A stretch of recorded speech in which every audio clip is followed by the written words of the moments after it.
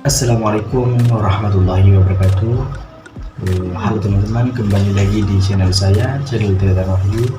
Pada video kali ini saya akan melanjutkan pembahasan mengenai penilaian dan evaluasi pembelajaran, yaitu lebih tepatnya berfokus pada pengukuran ranah afektif. Nah, teman-teman, didefinisikan sebagai perasaan yang kuat, emosi, suasana hati atau temperamen. Ranah afektif ini adalah ranah yang berkaitan dengan sikap dan nilai. Nah, sikap adalah salah satu bidang psikologi yang berhubungan dengan persepsi atau representasi yang berhubungan dengan persepsi dan tingkah laku.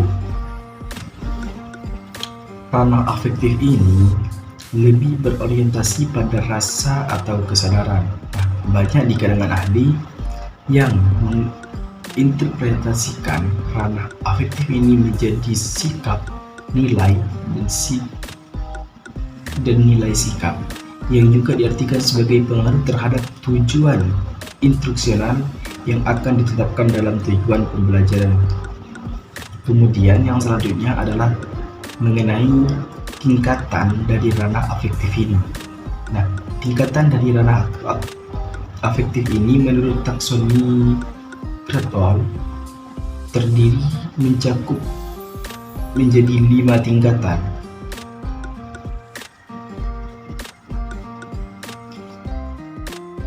Nah, tingkatan yang pertama di sini adalah tingkatan pengenalan. Nah, pada tingkatan ini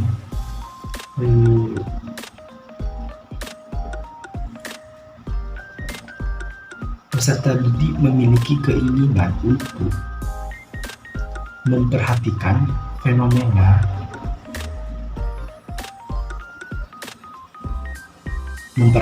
suatu fenomena atau stimulus.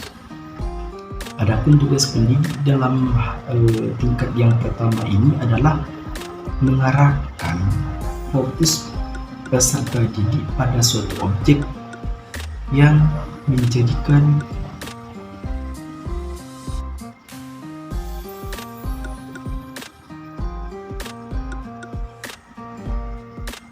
pada objek pembelajaran afektif.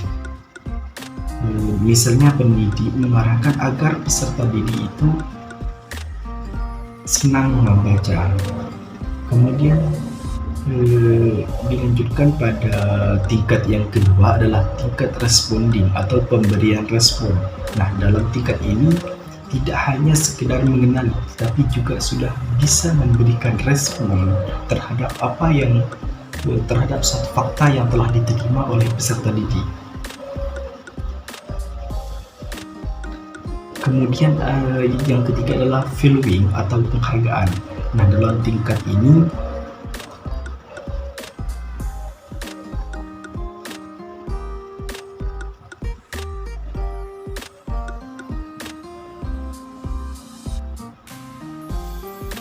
tingkat valuing ini melibatkan penentuan nilai, keyakinan atau sikap yang menunjukkan derajat internalisasi dan komitmen. Derajat ini rentangnya mulai dari menerima suatu nilai, misalnya keinginan untuk meningkatkan keterampilan, kemudian sampai pada tingkat komitmen.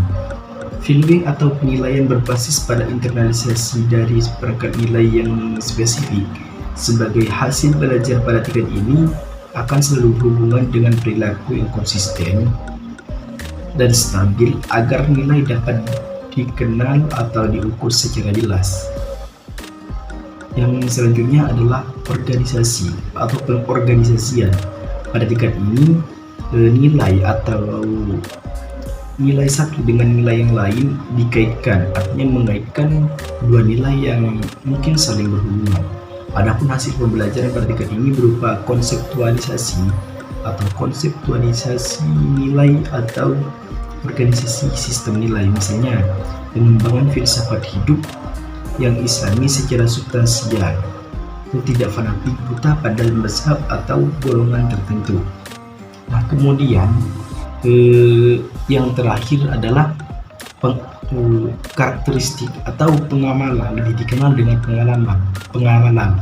Nah, dalam hal ini peserta didik tidak hanya sebatas mengenal, tidak hanya sebatas memberikan respon, tidak hanya memberikan penghargaan ataupun organisasi, tapi juga menanamkan dalam karakter sehingga bisa diterapkan dalam kehidupan sehari-hari.